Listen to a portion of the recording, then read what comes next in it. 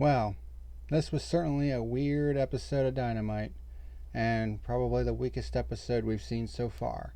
Doesn't mean that there wasn't good stuff on it, it was just a little disjointed. Let's get into it. This is All Elite Review.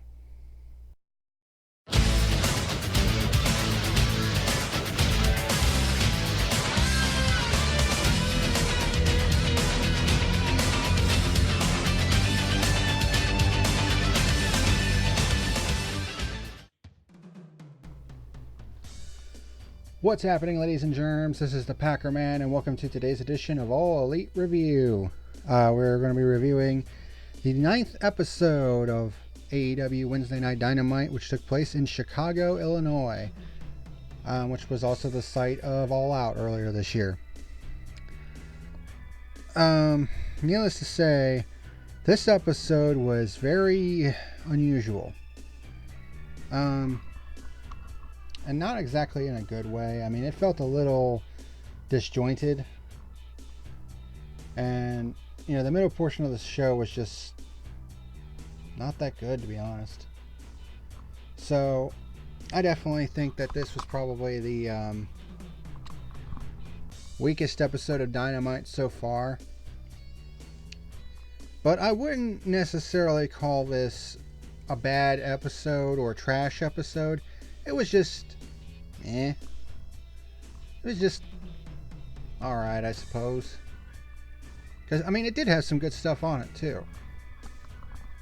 It was just kind of, Because, it was the day before Thanksgiving, so that might have had something to do with it, but, yeah, this episode didn't really click for some weird reason, unlike what happened the previous week when it seemed to click on all cylinders. But, maybe it was because it was before, the Thanksgiving holiday, so I don't know. But not exactly a good way to end the month of November for All Elite Wrestling as we head into December. Man, we're already almost into December. Kind of crazy. But before we get into this review of Dynamite, let's go over the results for AEW Dark, which took place on Tuesday at its original time. Although there did seem to be some production issues with it, like they forgot to put the replays in, because you would hear like the replays and shit, but for some reason like the video for the replay was not showing up. So I don't know who's making the videos for that, but you need to pay more attention to that, because that's that was pretty bad. I'm gonna say.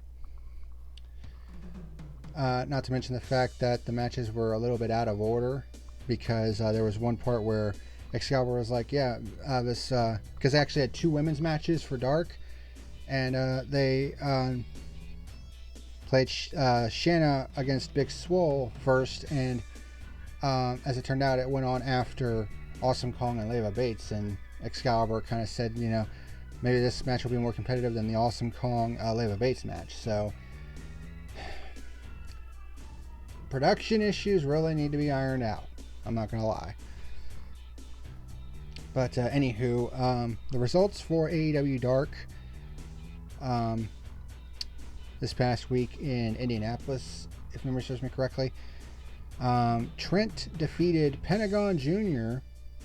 clean, which was kind of surprising, considering that Pentagon and Rey Fenix are still super popular with the crowd, and they're the number one ranked team. Well, they were. We're going to get to that in a minute. But, Trent gets his first singles victory in AEW over Pentagon. Next, Shanna defeated Big Swole to get her first singles victory. A little bit more on that. I think Shanna has definitely got a future here in AEW. I could see her becoming a future Women's World Champion. Can you believe that she's 37 years of age? She does not look 37 years old, I'll tell you that much. If I would have guessed how old she was, I would have guessed mid to late 20s. No, 37 years of age. And it's like, man, you're 37 and yet you look like you're in your 20s. That's crazy. But she's definitely got the wrestling chops. I mean, she's also really experienced too.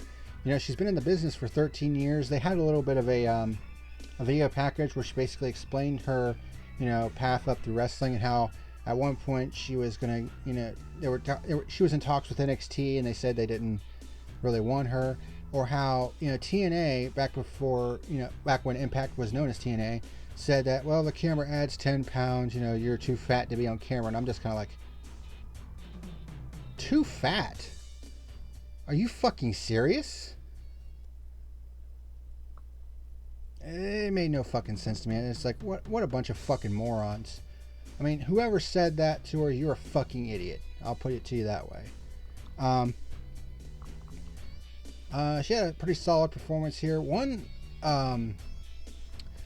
concern I had was it looked like she tweaked her left knee during the match. It looked like she kind of tweaked it a little bit on an arm drag from Big Swole. She rolled and, she kind of started favoring it a little bit. And then at one point when Big Swole went for a cover where she took both of Shanna's legs and kind of tried to fold her over in a pin, you could see Shanna kind of wince in pain when she jerked her left leg. She was able to, continue to run around and, do moves, without any like real limps or anything like that. So hopefully it's just a minor tweak, maybe pull a muscle or something like that. Hopefully it's nothing too serious, because that would really suck if, she suffered a serious knee injury, in just her third match. And they did sign her to a 3-year deal, so this might be her swan song from the wrestling industry, but she's with a big company now, so it would really suck if she was injured, just from an arm drag like that or whatever it caused it, because it definitely looked like she was favoring that left knee a little bit. So hopefully it's nothing too serious. Awesome Kong squashed Leva Bates, and as per the usual, took a lock of hair. This was actually her first singles match. It's only her second match since she's been here. She's basically been, coming out, and attacking people, just taking locks of hair and shit now. There's actually a little bit of a backstory that happened later on in this show that we're going to talk about. With Awesome Kong and her manager, Brandy Rhodes. So there's a little bit of a tie-in to that. But yeah, this is only the second match that Awesome Kong has been in. The first one was that Fatal 4-Way at Double or Nothing. But yeah, she basically squashes Leva Bates. I wouldn't be the least bit surprised that if they gave the belt to Awesome Kong at some point. And then Kenny Omega defended his AAA Mega Championship against Jack Evans in a winning effort. And if you don't know, the AAA Mega Championship is basically AAA's world title. So that's a pretty big deal. And it was actually the first title defense that we had seen on Dark. And you're like, man, why are they showcasing the AAA titles? Well, that might be because AAA and AEW have a working relationship. I mean, a lot of the guys that you see in AEW were also in AAA at one point. Guys like Jack Evans and Angelico, the Hybrid 2. I mean, who were the longest reigning AAA Tag Team Champions of all time at one point. Pentagon and Rey Fenix, of course, AAA Tag Team Champions. Rey Fenix was also the Mega Champion as well, until he lost it to Kenny Omega. The AAA Tag Team Championships have been featured on AEW on a couple of occasions, both times with the Young Bucks and the Lucha Brothers. The first one was at Double or Nothing, if memory serves me correctly, and then the second time was at All Out in that epic ladder match. The Escalera de la Muerte, I think that was what that was called, and it was fucking brutal.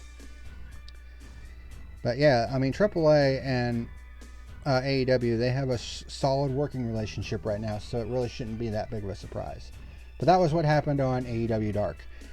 But let's get into the show itself. Dynamite number 9. And it started out pretty good. It started out with Jericho's Thanksgiving thank you celebration. It had all... I mean, it was basically over the top. There was big balloons and a band and big presence in the ring. And he had Soul Train Jones, who's also known as Vincent from WCW. And shit. I'm trying to remember his name from his WWF days when he was Ted DiBiase's lackey. I can't remember right off the top of my head. I'm a little bit tired at the moment. God damn it. Virgil. There we go. So basically, you know, he announced Chris Jericho, and he came out. Basically starts the celebration. And then he introduces his own champagne. Basically said we found the best grapes in the hills of Nepal, or the mountains of Nepal, or whatever. And he created his own champagne called A Little Bit of the Bubbly. So he's actually got that as the name of a new champagne. And he actually, you know, had a website where you could actually buy it. Apparently, the fucking website crashed a couple of times, and they completely sold out of the champagne in mere minutes. That's fucking insane. And then Chris Jericho's dad shows up, which I thought was pretty crazy. Sorry, I had to pause things for a second. But yeah, Chris Jericho's dad, Ted Irvine, showed up. NHL Hall of Famer for the New York Rangers. I think he's a Hall of Famer. But yeah, he came out. And I was like, damn, that's pretty crazy. And he basically just started fucking laying into the Chicago crowd. Like, yeah, I used to beat the crap out of Chicago Blackhawks players. And he said... It's just really funny. I'm sorry. But they said that the Chicago Blackhawks have been and always will be wimps. And that got a lot of heat from the crowd. I was like, well, when you wear a fucking New York Rangers jersey, you know, two of the original 6 teams from the NHL, the Rangers and the Blackhawks. That's just funny. And then they had Justin Roberts come into the ring and basically read this letter from TNT, basically them thanking you. And I guess they didn't like the tone in Roberts' voice, so they started attacking him, beating him down. And then SCU, who were disguised as a few of the band members, came out and saved the day. And of course it made sense because, you know, Scorpio Sky was challenging Chris Jericho for the championship in the main event. So let's go ahead and get into the matches. The first match was a tag match with the Best Friends taking on the Lucha Brothers.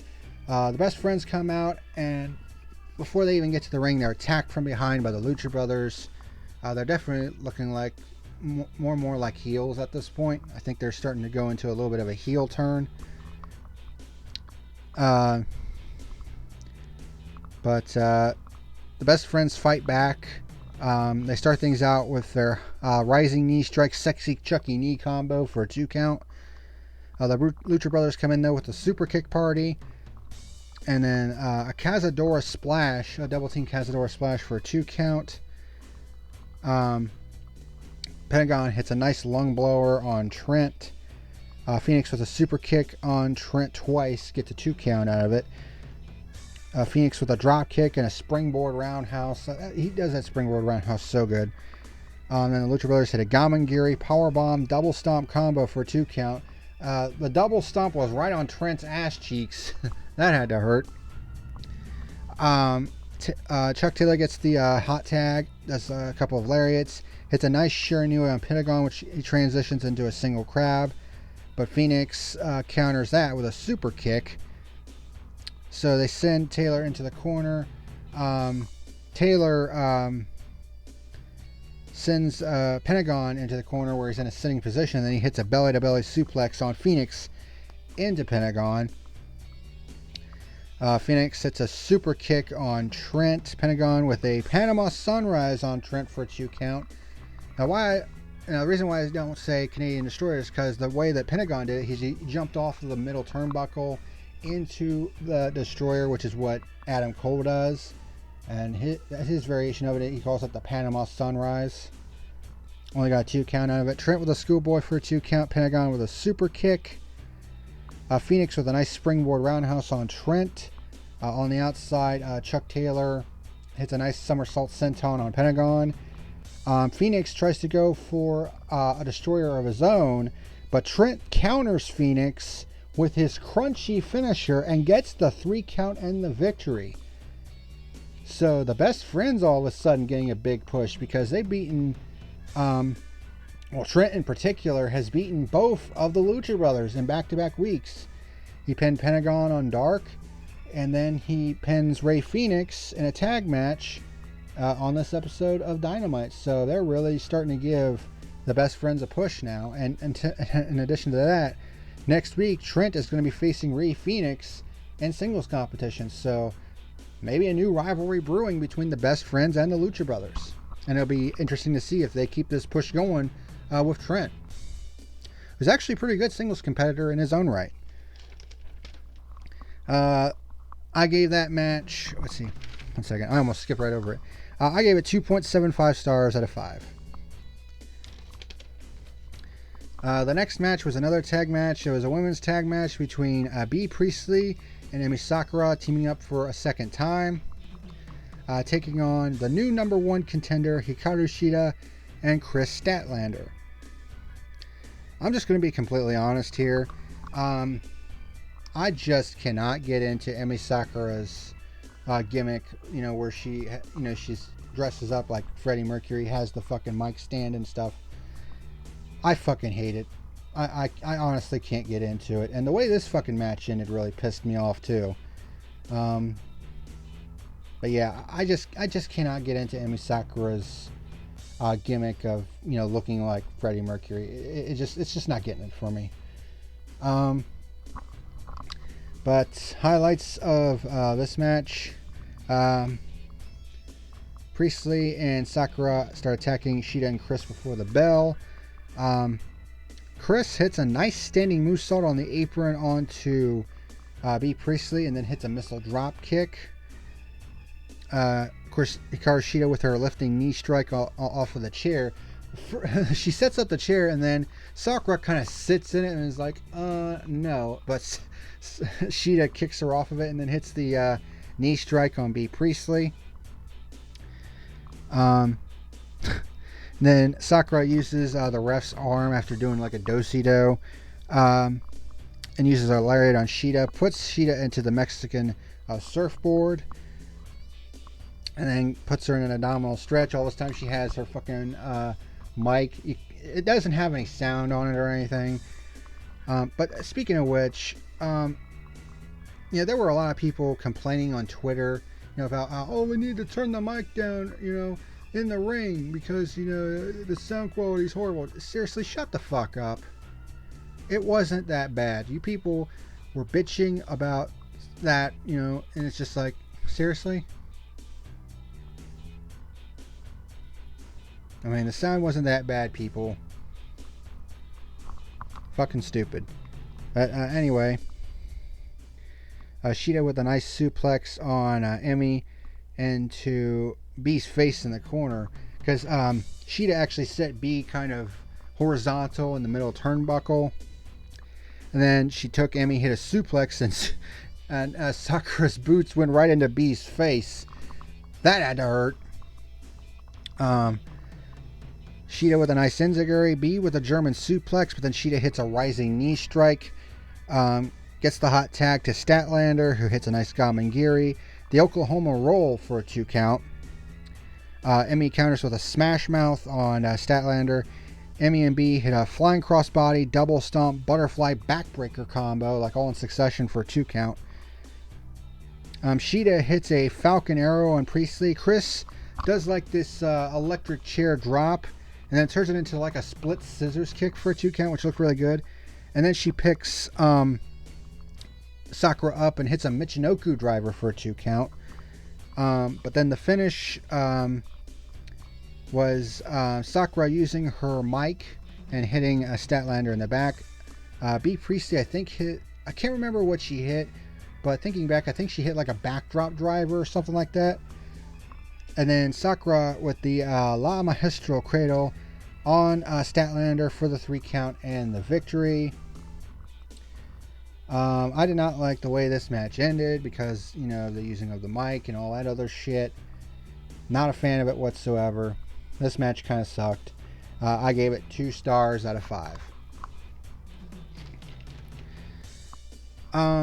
The next match was a squash match. It featured the return of Cody to in-ring action.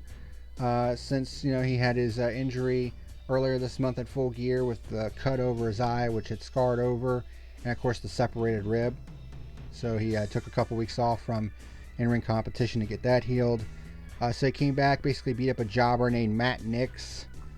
I mean, there wasn't much to this match at all. He hit his layout uppercut, springboard cutter, and then locked in the figure 4 leg lock and got the submission victory. 1.5 stars out of 5 for this match. But it wasn't really the match that was the big talking point and wasn't the big what the fuck moment. It was what would happen after. Cody grabbed the mic and started challenging MJF because, of course. But then a piece of the ring got cut out behind him, and it's like someone is going to be coming up through the ring. And then a dude in a kind of a... I can't really... It's like one of them sacks, potato sacks over his head or some shit. It turned out it was the Blade. And if you don't know who that is, it's Andy Williams. The Blade, Andy Williams. Who is actually a guitarist for the band Every Time I Die. Which I think is kind of interesting. And he attacks Cody from behind. So there were a lot of people like, who the fuck is this guy? And then a second guy comes up to the ring. And for those of you Impact Wrestling fans, you might have recognized him because it was the Butcher, otherwise known as Braxton Suter, a former NXT star and who was recently on Impact last year before he left. So now these two have been teaming up on the Indies and apparently have been tearing it up, and they go by the name the Butcher and the Blade. Okay. They kind of have this medieval look to it, so a lot of people are kind of speculating if the villain, Marty Scurll, does end up in AEW, he might be teaming up with these guys to form a new stable. So that might be a possibility. But for those of you who are Combat Zone Wrestling fans, you might also remember Braxton Suter as a former wrestler from that organization. Back then, he was known as Pepper Parks. So, a little bit of interesting backstory there. But, the question was, why were they attacking Cody? I mean, they did this, double team move where Williams did a suplex. He's kind of the guy with the weird mustache, kind of the old school mustache, and it looked like he had a fucking monocle in his eye or something like that. He hits a suplex, and Suter hit laid down and had the knees up, so it's kind of like a suplex backbreaker type of deal. I'm guessing that would be their finisher. But they were attacking Cody, and a lot of people were like, why are these guys attacking Cody? And even I thought that at first, because it's like, why in the hell are these guys attacking Cody? It literally made no fucking sense to me at first. But then they went back over to the hole and they pulled out a third person. It turned out it was the Bunny. And it was actually Allie. She had become Allie the Bunny, which was actually a persona she used to have back in Impact Wrestling. But when they pulled Allie out of there, it was like, oh, now it makes sense. I'm pretty sure a lot of people are like, how does it make any sense? Why would Allie hire these two to attack Cody? This might take a little bit of critical thinking, and the thing is, they were clever with the storytelling here, but the thing is, they might have been a little too clever. Because if you're not a critical thinker like I am, you might not have caught on to it, like I did. But basically, you have to rewind a little bit back to, I think it was either last week or the week before. I can't quite remember. But if you remember, Allie was doing a promo down at the bottom of the entrance ramp with Tony Schiavone. I believe it was Tony Schiavone. And then the lights went out, and Awesome Kong came out and attacked her, and of course took a lock of her hair. And who is Awesome Kong's manager? Brandy Rhodes. So, Allie, from the looks of it, has turned heel, reverted to her bunny persona, and hired the Butcher and the Blade to attack Brandy Rhodes' husband, Cody, for the attack that Brandy basically conspired with Awesome Kong on her a week or two prior. Now it starts to make sense, huh? And also, fun fact, Braxton Suter, the Blade, or the Butcher, actually. I keep getting them mixed up. But the Blade, Braxton Suter, is actually Allie's real-life husband. And the interesting thing about Andy Williams is he's mainly the guitarist for the band Every Time I Die, and he was just doing the wrestling as kind of a a little hobby, something that he enjoyed. And now look at him. Now he's part of All Elite Wrestling. So evidently they had been tearing it up on the indies, and it's like, and yes, the crowd didn't really know who they were. It kind of had that "who the fuck are you" kind of vibes, kind of like with the Dark Order. But I think give them a week or two. I think because they're starting to do things with the Dark Order as well, with the vignettes that they've been doing, to join the Dark Order. And you actually kind of got to see Evil Uno without the mask on, even though it was only like half his face. You could see that his mask was kind of sitting, and he kind of looked like one of them fucking priests or something like that, like communing to a church and stuff like that. So they've been doing all this stuff. So it's kind of like a cult thing with those guys. I don't know if this is going to be the same thing with the Butcher and the Blade, but a lot of people are speculating that when Marty Skull's ROH contract runs out in a couple days, he'll be coming to AEW for obvious reasons. And a lot of people are speculating, well, he might team up with the Butcher and the Blade. I mean, those two have the look, and they look kind of similar-ish to Marty Scurll in that sense. So you would have the Villain, the Butcher, the Blade, and the Bunny all in like one massive stable. And, they could be setting up something for like a War Games thing. Obviously, it won't be called War Games, but it could be called something like, I don't know, the Bunkhouse Stampede. Makes you think, doesn't it? But yeah, a lot of people were kind of confused by this, and honestly, I don't blame them. I mean, at first I was like, why the hell are these guys attacking Cody? It wasn't until after they pulled Allie out of the ring, it's like, oh, okay, now it makes sense. She's getting back at Brandy for having Awesome Kong attack her, so she's going to get back at her by having her entourage attack Cody. So now it all makes sense. But I think a lot of people didn't really get it at first, so I think they were a little too clever with this. But, I mean, when you think about it, it all ties together. Continuity, people. So even if it didn't, I mean, it did kind of make the debut fall flat, unfortunately. But then again, this is a brand new team. I mean, they've only been teamed together for a couple years. So I think, but I mean, from the looks of it, they look like a well-oiled machine. So, I mean, it's just going to bolster an already stacked tag division. As if the tag team division wasn't already stacked enough. But it'll be interesting to see where this goes in the coming weeks as we head into the month of December.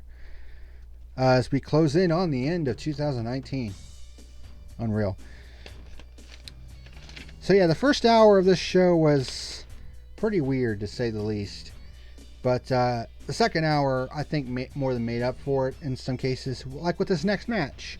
Pac versus Kenny Omega. And this, of course, was a big deal for Omega, because I think he moved up into the top 5 in the rankings. I think he was number 5 at this point, if memory serves me correctly. And Pac was in the number 1 spot.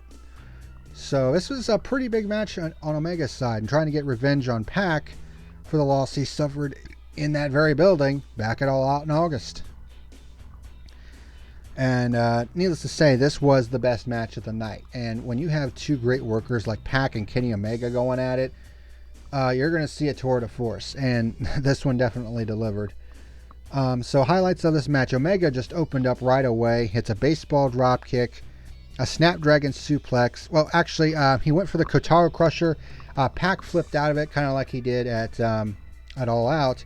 But this time around, Omega didn't hesitate. When he flipped out, he didn't look all shocked and shit. He went right back to it and caught Pac in a Snapdragon suplex. Looked like he fucking killed him. Hits him with a buckle bomb and then a sky high for a 2 count. So Omega was just out of the gates right away. Hits a nice tope con hero to the outside. Pac started getting back into it with a running drop kick and a back elbow. Omega hits another Snapdragon suplex. And then tries to do a German suplex off of the apron. Pac hits a couple back elbows, knocks him off the apron, and then hits an Arihara moonsault to the outside. Man, the airtime Pac got on that was just crazy. Pac hits a nice slingshot cutter and a missile drop kick, a chin lock, and then a running elbow strike. Omega got back to his knees and started hitting like gut shots, punches to the chest. Both start trading vicious forearm shots. And then Omega hits a nice thrust kick, which sends Pac all the way into the corner. He hits a discus Polish hammer for a 2 count. The Fisherman's Buster for a 2 count. Pac counters with a scissors kick and then a super kick. Omega hits a scissors knee strike. Pac with a nice lariat that turned Omega inside out. And then Pac hits an avalanche Falcon Arrow. Jesus Christ, they look like they were all the way in the air. And then they just come crashing down. That was a nice avalanche Falcon Arrow. Only got a 2 count out of it. And I was like, damn, that was the move of the night. Pac tries to go for the Black Arrow. Omega rolls out of the way. Hits the V trigger. Tries to go for the One-Winged Angel, but Pac counters out of it. But Omega puts Pac in a crucifix. Only gets a 2 count, rolls through, and then clutches the leg. And gets the 3 count for the victory. And gets a huge win over Pac. Your winner, Kenny Omega. And this is going to shoot him up the rankings as well. So he's starting to get on a little bit of a roll as well. Kind of getting his mojo back, if you will. This was a damn good match. I gave it 4 stars out of 5. It was a damn awesome match. The next match was a singles match for the AEW Dynamite Dozen Diamond Ring. This was the Dynamite Dozen Finals. Apparently they're going to make it a yearly event around this time of the year, so that sounds cool. Evidently, they said that the Diamond Ring is worth about $45,000. Damn. That's one expensive ring. And of course the guys going for it were the 2 guys who won the Dynamite Dozen Battle Royal the previous week, and that's MJF and Hangman Adam Page. And the thing about this is we all knew that MJF was going to win this. I mean, the Diamond Ring, I mean, that's the perfect thing, for a heel like MJF to flaunt to everybody. I said this last week, how he was going to become like an insufferable prick and all that other stuff and get even more heat on him. So, the inevitability of this was a little off-putting, I guess you could say. Well, not really off-putting, because, MJF as a heel is just getting mega heat right now. It was just the fact that he had Wardlow with him, and I knew this was going to have a fuck finish to it, and I was not going to like it whatsoever. And lo and behold. So highlights of the match. Page hit a nice lariat to knock MJF over the barricade.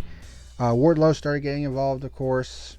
Started working on the arm because MJF's finisher is a Fujiwara armbar. He calls the salt of the earth. MJF with a nice judo toss for a 2 count. Let's be honest here. MJF is a damn good talker, but, a lot of people don't really realize how good of a wrestler he is. He does have some pretty good moves. They go to a commercial break. Page hits a nice fallaway slam, and then a lariat and a tope suicida. And then he hits his Arihara moonsault to the outside. He knows how to get some pretty friggin' big air. Was getting ready to hit the buckshot lariat, but MJF uses the ref as a meat shield. But Page hits a discus lariat for a 2 count. But MJF tries to go for the heat seeker, which is basically where his opponent is on the apron. Tries to go for like a shoulder block, but then MJF sets up and tries to go for. It turns it into like a slingshot pile driver. He calls it the heat seeker.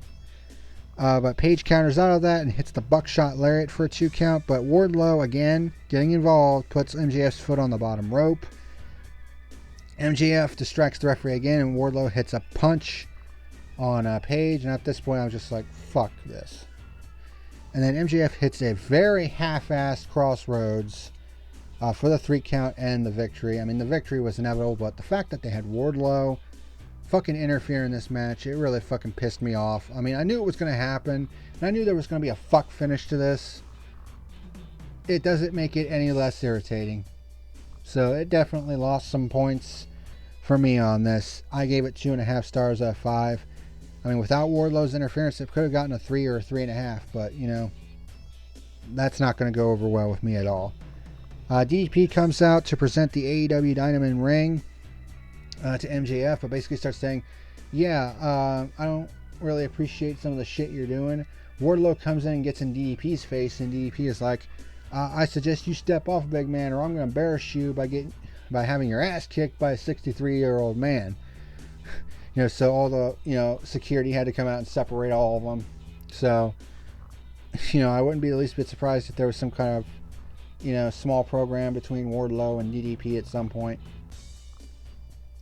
But yeah, MJF still getting that massive heat, and now that he has the diamond ring, yeah, he's going to use it to get even more heat on him. So it's going to make it all that much sweeter when Cody finally, you know, gives him his comeuppance. And then after that, Dustin Rhodes was, you know, trying to do an interview in the ring, and then the Inner Circle comes out and attacks him. The Young Bucks come down to make the save, and they all hit the Golden Globes, the Shattered Dreams on Sammy Guevara and Proud and Powerful. So evidently, this war between the Elite and the Inner Circle is far from finished.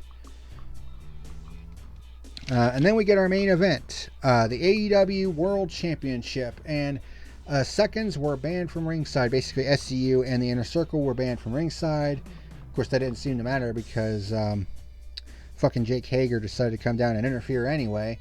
Thankfully, SCU got him out of there, but, you know, I'm pretty sure that there'll be some kind of quote-unquote press release, you know, where they'll find Jake Hager, you know, for doing that, and probably SCU too, even though they got him out of there. But yeah, it was pretty obvious that Jericho was going to retain here. You know, the difference was, would he be able to make Scorpio Sky into a star? And Sky actually was getting, you know, quite a lot of support from the crowd, you know, in this match. So I'd say they succeeded in that regard. But highlights of this match, Y2J with an arm drag and some shoulder blocks, but Scorpio Sky hits a nice drop kick and a lariat. A jumping Yakuza kick, which looked a lot like the Sick kick or the Claymore kick. It's a nice sunset flip for a 2 count, and then a diving back elbow. Y2J hits his springboard drop kick where he jumps onto the middle turnbuckle and drop kicks his opponent on the apron. That looked really nice. Y2J starts using the barricades to his advantage, hits a nice drop kick for a 2 count. Hits a suplex, Sky counters with a neck breaker, a Thez press, and another drop kick. And then hits his slingshot cutter for a 2 count. Y2J puts the walls of Jericho on, but Sky gets to the ropes. Sky hits another cutter on Jericho, but then puts in his Dragon Sleeper, and this is when Hager came out. Sky knocks him off the apron, and then both Sky and Jericho hit each other with lariats. Hager gets back up on the apron and was just basically yelling at Sky, but then the other members of SCU came out and basically, you know, dragged him back to the back. And that's when Jericho tried to grab the belt and hit Sky with it, but Sky counters that with a TKO for a 2 count. And it was a very close 2 count. And it had a lot of people like, oh shit, thought he had it right there. Sky hits a nice avalanche Frankensteiner and an enziguri for a 2 count. Y2J counters, gets an anti-air counter with a code breaker, only gets a 2 count. Sky gets a backslide for a 2 count, but then Jericho counters, I think another enziguri into another walls of Jericho, and he gets the submission win. So Chris Jericho remains undefeated in singles competition and is still your AEW World Champion. Pretty solid match for the most part. I gave it 3.5 stars out of 5. After the match, he put Sky back into the Lion Tamer or the Walls of Jericho, and then Jon Moxley's music hits, and he appears in the crowd. And when Jericho looked up, it kind of looked like he wanted to shit himself. So it's like, oh boy, we're now going to get a program between Moxley and Jericho. Oh shit. And we've seen how well they've been booking Moxley, now he's basically, turned into this like badass, and he's not part of a faction. You see all these different wrestlers, coming together into like a faction. Jon Moxley is basically his own man, a man on his own. And he basically came down and he stared a hole at Jericho.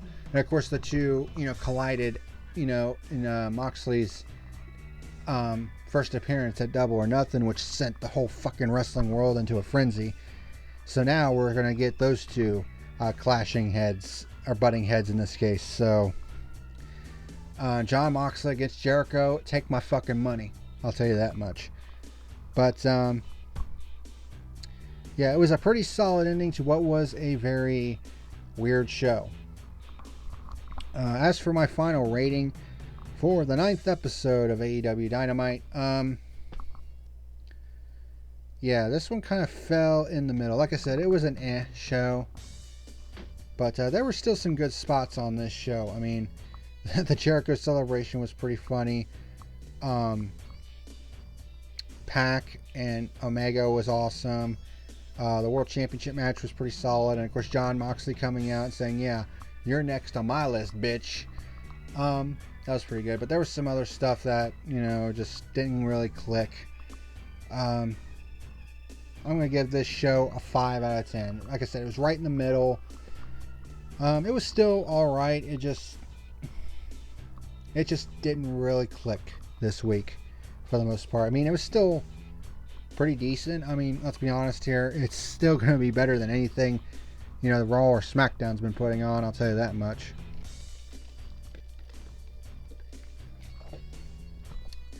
But yeah, this was probably the weakest show they've put on to date. So, I mean, they all can't be winners, unfortunately. That's just the way it is. I mean, again, it was still a pretty solid-ish show. There were some things that just did not click this week whatsoever. So I wouldn't be the least bit surprised if NXT got its second straight win in the ratings this week, which, who fucking cares, honestly. I mean, let's just enjoy both products and just be wrestling fans. I mean, Wednesday night is still wrestling night. We still got some good matches on this show. It's just some of the stuff just didn't click, unfortunately. Well, that is going to do it for tonight's review of AEW Dynamite here on All Elite Review. Thank you very much for watching, and as usual, we are now going to show you the weekly rankings that come out every Friday now. See where everyone lies at this week. And it looks like it changes from week to week, so it'll be interesting to see what the rankings are going to look like. So, thank you very much for watching, and until next time, this is the PackerMan signing out. See ya.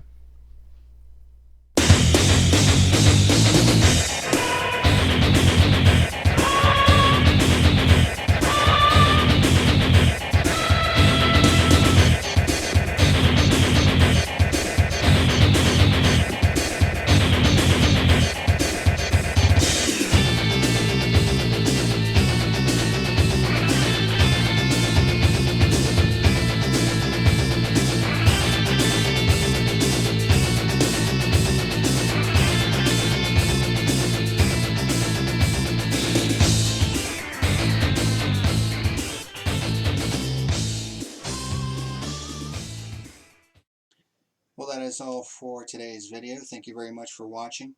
Be sure to rate, comment, favorite, like, and subscribe to my channels here on YouTube.com and over on BitChute.com. If you would like to sponsor my channel, go to my channel page at subscribestar.com. Thank you very much for watching, and until next time, This is the PackerMan signing out. Have a good one.